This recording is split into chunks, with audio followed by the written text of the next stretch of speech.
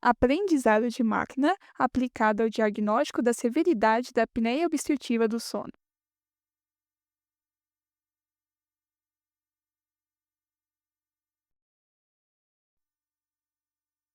A apneia obstrutiva do sono é um dos distúrbios do sono mais comuns, consistindo na ocorrência de cessação ou diminuição do fluxo aéreo por pelo menos 10 segundos durante o sono.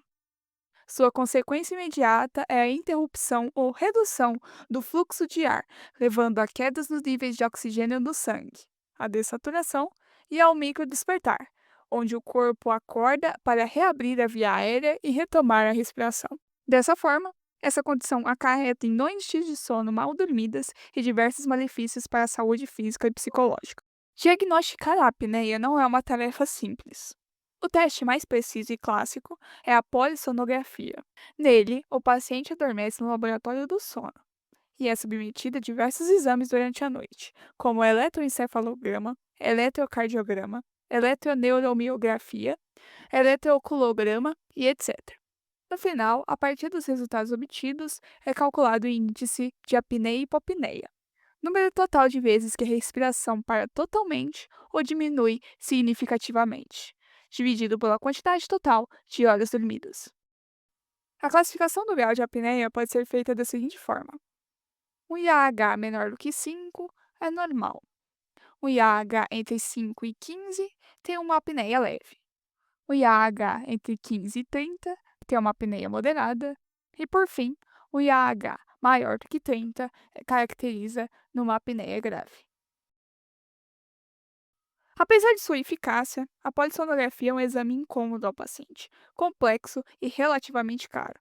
Assim, tem-se a necessidade de um método também eficiente, mas simples. Nesse trabalho, propomos o treinamento de modelos de aprendizado de máquina para triagem de casos apenas utilizando dados antropométricos, de saturação de oxigênio e de variabilidade da frequência cardíaca. Pois a obtenção dos dados de oscilação espontânea da frequência cardíaca é feita pelo exame de eletrocardiograma, que pode ser realizado com o aparelho portátil na casa do paciente, deixando essa triagem mais acessível e filtrando os pacientes mais graves para a realização da polissonografia. Para alcançar nosso objetivo, utilizamos as informações referentes a 291 exames de polissonografia, realizados entre 2015 e 2022 no Hospital das Clínicas, vinculado à Faculdade de Medicina de Ribeirão Preto da USP, com seu uso em pesquisas aprovado pelo Comitê de Ética em Pesquisa com Seres Humanos do mesmo hospital. A base de dados contém 41 atributos, que podem ser separados em quatro grupos. O primeiro são os dados antropométricos, como sexo, idade, altura, peso e índice de massa corporal. O segundo grupo são os dados referentes à saturação de oxigênio, como o SATMIN, que é a saturação mínima de oxigênio durante o sono, e o T90, porcentagem de tempo no qual a saturação de oxigênio ficou menor do que 90%. O terceiro grupo são os dados de variabilidade de frequência cardíaca, calculados com métodos lineares. Nesse grupo, estão medidas sobre o tempo entre batimentos, como média, desvio padrão e raiz média. Temos também potências absolutas entre faixas de oscilação da frequência cardíaca, que são associadas a atividades parasimpáticas, a vasoconstrição, a termorregulação e etc. Temos também porcentagens relativas do espectro das frequências baixas e altas, que indicam o grau de equilíbrio do corpo. Temos também razão entre frequência baixa e alta, que indica o balanço simpático-parasimpático. E no último grupo, temos dados de variabilidade de frequência cardíaca, obtidos por métodos não lineares, como o DFA, que estima a escala fractal presente na série temporal. Temos também um subgrupo de medidas de entropias da amostra. Um outro subgrupo de métodos são os que medem padrões simbólicos de variação entre batimentos, transformando valores em símbolos e analisando esses padrões, além de outros três indicadores. No nosso trabalho, usamos a linguagem Python no Google Colab. Algumas bibliotecas importadas foram Pandas com NumPy para leitura e manipulação de dados, Seaborn e o Matplotlib para plotagem dos gráficos e o Scikit-learn para modelos de aprendizagem de máquina. Olá, eu sou o Alexandre e eu vou falar um pouco sobre a distribuição dos nossos dados. Dos 291 pacientes, 47 são classificados como normais quanto à apneia de sono, 63 como leves, 70 como moderados e 111 como graves. Dos 47 normais, em 3 nós possuímos dados faltantes, dos 63 leves, 8 com dados faltantes, dos 70 moderados, 4 com dados faltantes e dos 111 graves, 2 com dados faltantes. Vamos analisar um pouquinho a distribuição dos nossos dados. Nós podemos perceber, pelo gráfico de pizza à esquerda, que quanto mais grave a situação dos pacientes, mais dados nós temos. Ou seja, podemos ver na imagem que 38,1% dos dados que nós temos são de pacientes diagnosticados com apneia grave, enquanto apenas 16,2% são pacientes diagnosticados como normais. Nós também temos aqui uma baixa quantidade de dados faltantes. Podemos ver no gráfico à direita que os dados faltantes não ocupam a maioria dos dados em todas as 4 classificações nossas. Nós temos alguns desafios que podemos ver até agora. Primeiro desafio é o desbalanceamento. Isso é, quanto mais grave a classificação do paciente, mais dados nós possuímos. Isso pode estar relacionado à maior chance de alguém buscar atendimento em casos mais graves. Ou seja, alguém que tem uma apneia grave possui uma chance muito maior de ir buscar atendimento do que alguém que tem uma apneia leve, o que pode explicar a discrepância entre 38,1% para 21,6%. O pequeno número de dados é outro desafio. A gente tem apenas 291 amostras válidas, estão divididas entre as 4 classes. Outro desafio diz respeito aos dados faltantes. A gente tem pacientes com dados faltantes de altura e de peso. E, por consequência, estes pacientes que possuem dados faltantes de altura e ou peso também vão ter dados faltantes do IMC, pois o IMC é um cálculo direto entre altura e peso. Como a gente viu, a gente não tem uma quantidade muito grande de dados faltantes, gira em torno de 5%. Mas como a nossa base já é muito pequena, com apenas 291 pacientes, não seria bom a gente simplesmente descartar esses dados. De acordo com uma bibliografia consolidada, a gente pode substituir, alocar, né, nos pacientes que têm dados faltantes, a média daquela variável nos casos em que a variável possui distribuição aproximadamente normal, na qual a gente também tem uma baixa quantidade de dados total e poucos dados faltantes na nossa base. Essas variáveis que a gente viu, altura e peso, as quais a gente tem dados faltantes, a gente pode perceber nos slides que eu vou mostrar a seguir que elas seguem uma distribuição aproximadamente normal, e a gente viu também que a gente tem sim uma baixa quantidade de dados total e a gente tem poucos dados faltantes comparado com a base, cerca de 5%. O IMC, entretanto, a gente não vai calcular ele como a média do IMC no caso de dados faltantes, porque por mais que ele também siga uma distribuição aproximadamente normal, não estaria consistente com o cálculo através da média do peso e altura nos casos que estão faltantes. Ou seja, a gente vai usar o peso e altura de cada um dos elementos dos pacientes, mesmo que esse tenha sido preenchido, para calcular o IMC faltante. Além disso, a variável sexo foi transformada em binário. Podemos ver aqui neste primeiro histograma, que diz respeito à variável altura, com média 1,65 metro e desvio padrão 0,1, que não se distancia muito de uma distribuição normal. Não precisa ser exatamente uma distribuição normal, defende a bibliografia. Basta que ela não se distancie muito da aparência, sim, de uma distribuição normal. O mesmo ocorre para o peso. A gente tem a média 89,26 e um desvio padrão de 23,65. Essa média alta e esse desvio padrão alto podem ser explicados porque a apneia ocorre com maior chance em pacientes com sobrepeso. Podemos ver no histograma que não se distancia também de uma distribuição normal. Também vamos falar um pouco sobre exclusão de variáveis. Nós temos muitas variáveis no nosso banco de dados, e muitas dessas variáveis elas podem estar correlacionadas. Para a gente simplificar o nosso modelo e eliminar algumas redundâncias, a gente pode excluir alguma das variáveis que estão correlacionadas. A grande questão aqui é, quem eu escolho para excluir? a nossa metodologia foi a seguinte. Se uma determinada variável hipotética x ela possui alta correlação com y, com z e com w, nós vamos optar por excluir y, z e w e trabalhar com x, ao invés de excluir x e trabalhar com y, z e w. Por quê? Porque excluindo y, z e w ao invés de x, a gente reduz ainda mais o número de variáveis, sem perder informação, até porque elas estão correlacionadas. Podemos ver aqui a correlação entre os atributos, entre as nossas variáveis, que varia de -1 até 1. Entretanto, isso aqui parece muito poluído. O que nós podemos fazer é separar pelos tipos de dados, como a Sabrina disse anteriormente. Então, dos dados antropométricos, dados de saturação de oxigênio,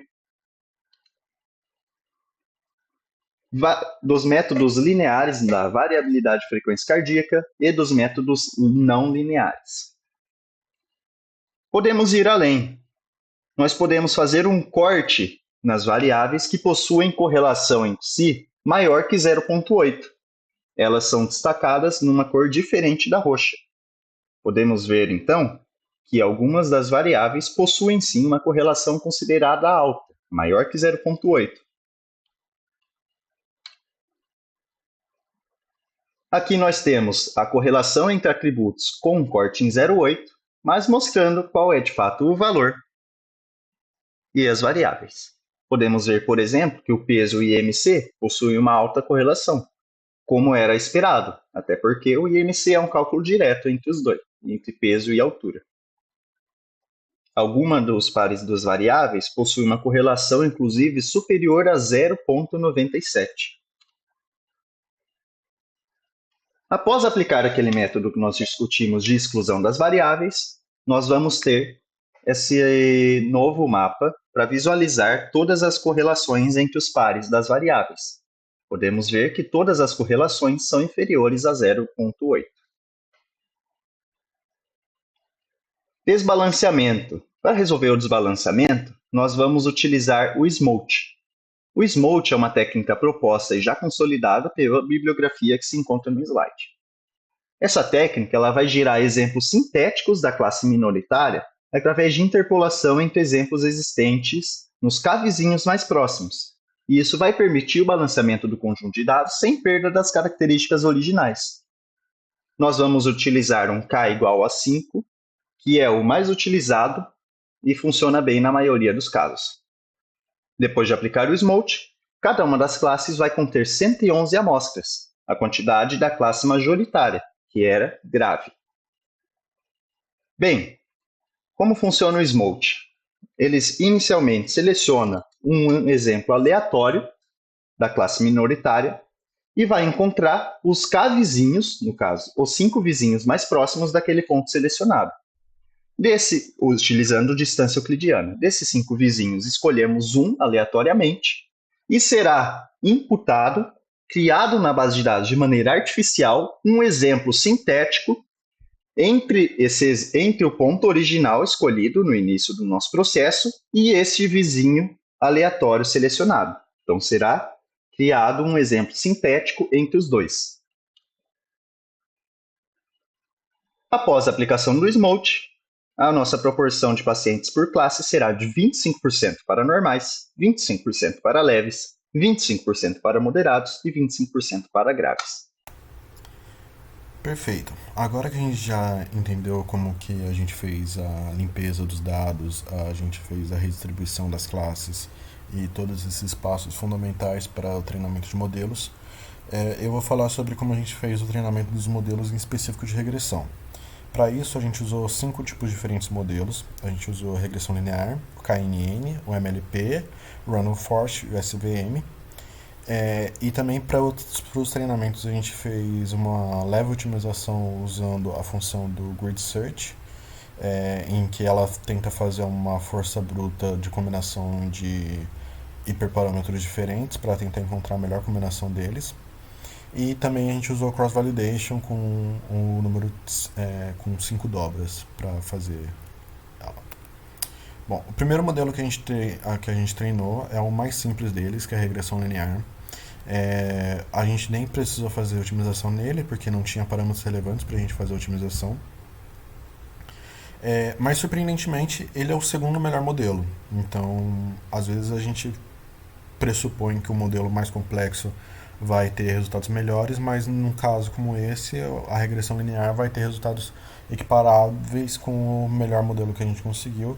E ele é um modelo muito simples, mais leve do que todos os demais, então ele tem suas vantagens bem claras nesse sentido. Mas enfim, a gente teve um erro absoluto médio de 12, um erro quadrado médio de 17 e um coeficiente de determinação de 0,42 nele. Depois a gente treinou o KNN, que é o K vizinhos mais próximos, né? A gente fez a otimização do parâmetro de números vizinhos e da função peso. E daí nele a gente teve uma leve melhora com a otimização. A gente passou de aqui no canto esquerdo a gente tem os parâmetros, os resultados com os parâmetros padrões, e na direita a gente tem a pós-otimização.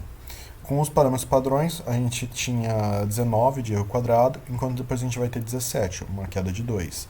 O erro absoluto médio ele vai ter uma queda de 0,5, de 14,8 para 14,3, enquanto o índice de determinação ele vai subir de 0,26 para 0,39.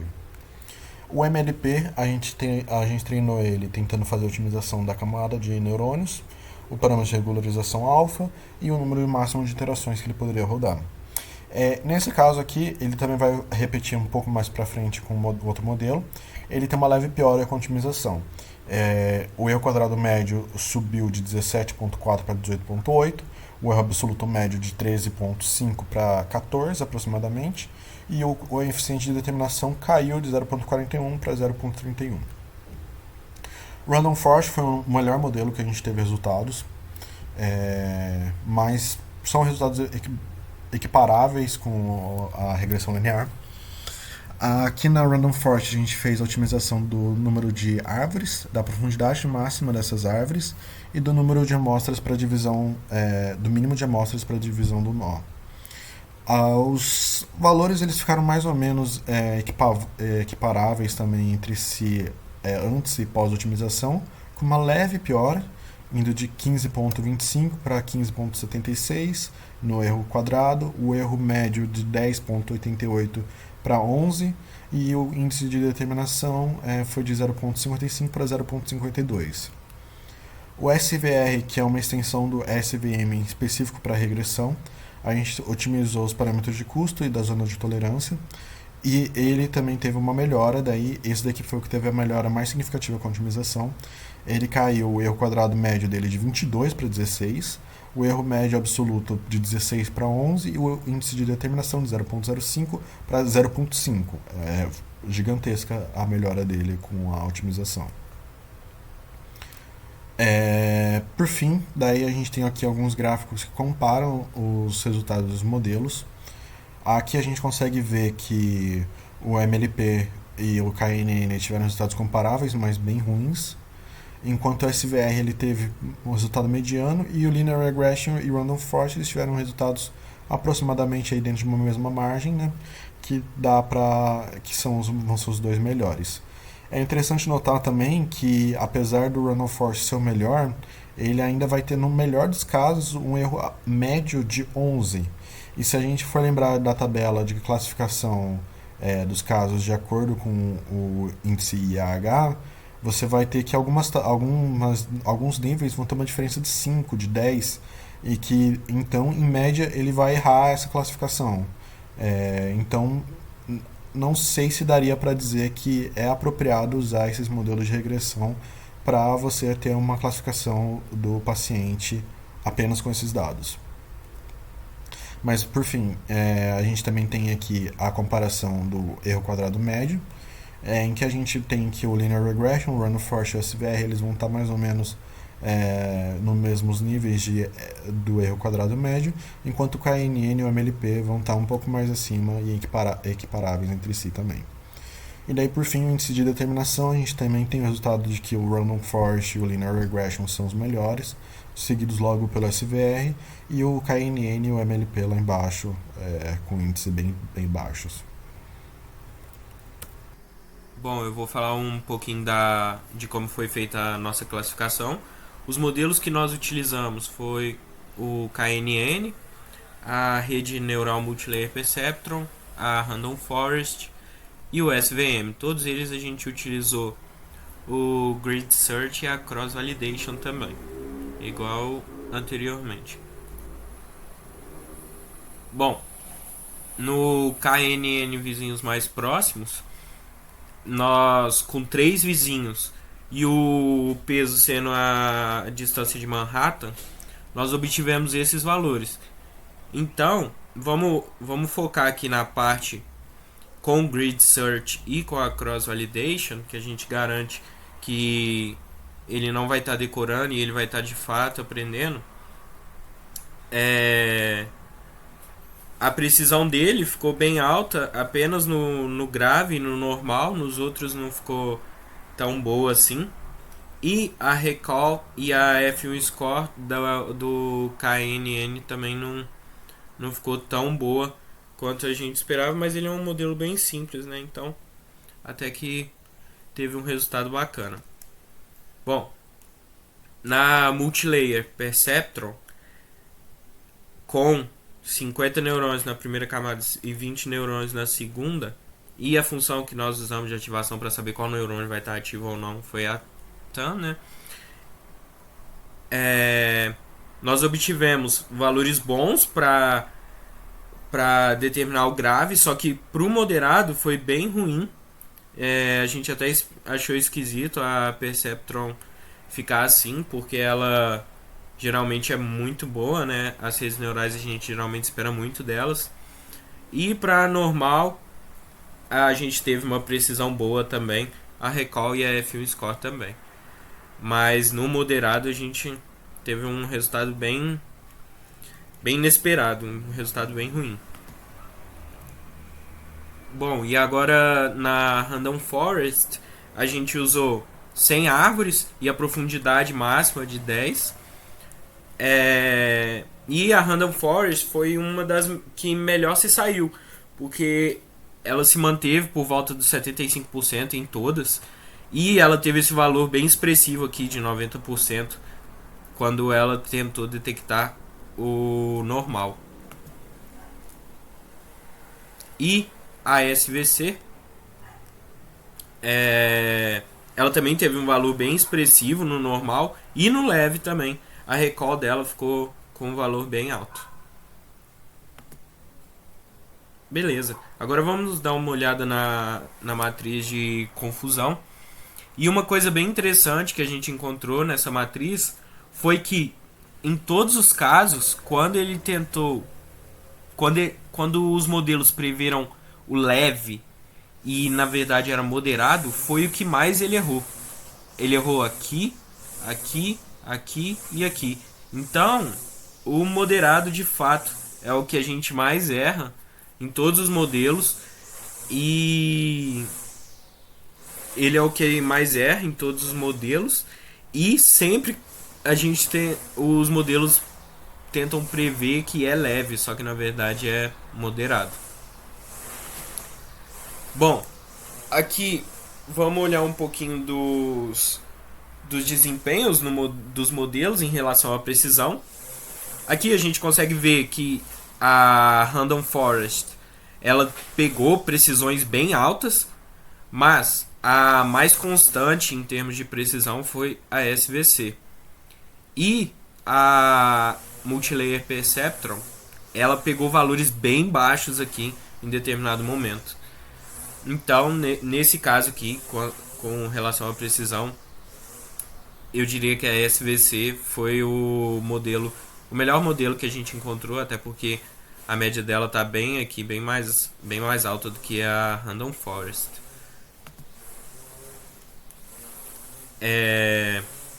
Em relação à recall dos modelos, a Random Forest e a SVC novamente ficaram como as melhores. E a Multilayer Perceptron ficou bem baixa, ela conseguiu valores bem baixos também em recall. E aqui nesse caso também a melhor foi a SVC, porque ela teve, bom, do meu ponto de vista a melhor foi a SVC, porque ela mesmo ela não tendo uma constância tão boa aqui na média, ela ficou na mesma região que a Random Forest, a média dela, e ela conseguiu chegar em valores bem mais altos do que a Random Forest, né? Bom, e com relação ao F1 Score dos modelos, mais uma vez, a SVC ela se mostrou bem constante, próximo da média, e ela mais uma vez atingiu os valores mais altos.